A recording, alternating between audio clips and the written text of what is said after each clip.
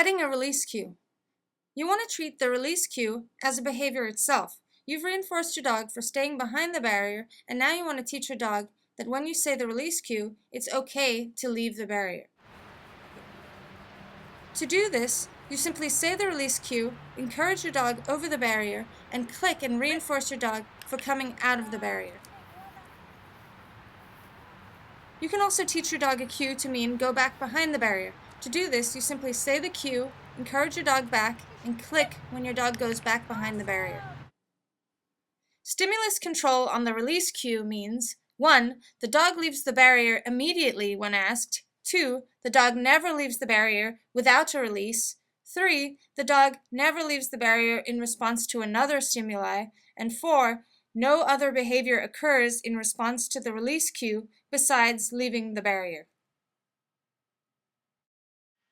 Once you've created stimulus control on your release cue, your dog will know that the only stimulus that means they can leave the barrier area is if you say the release cue and not anything else. For example, a frisbee being thrown, a cat running by, your parents coming to visit, or another dog walking on leash.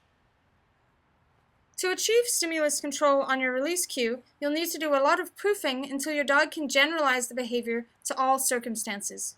To do this, you're going to click and reinforce your dog as the distraction happens, and then, as your dog gets better and better, you're going to withhold your click so the dog is dealing with more distractions before the reinforcement.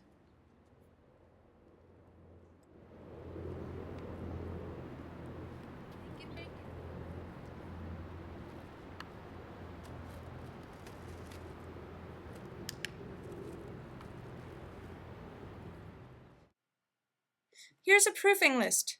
Toss food of low to extremely high value, toy distractions, still to fast moving, people and dog distractions, low interest to high interest, prey distractions, toys on a string to live critters. Use a long line and a harness if you are unsure of your dog's safety. You can also practice for longer and longer periods of time, as well as being out of sight of the dog. Remember safety first. If you think your dog might cross the barrier and you're in an unsafe area, simply keep your dog in the harness and long line so they can't get into danger.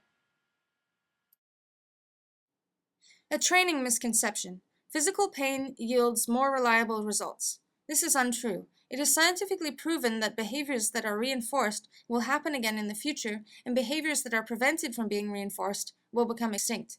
It is true that dogs avoid pain, but they can also habituate to pain and will sacrifice a painful experience for freedom to roam. Instead, we are training the dogs to want to stay behind the barrier, not to fear pain when leaving.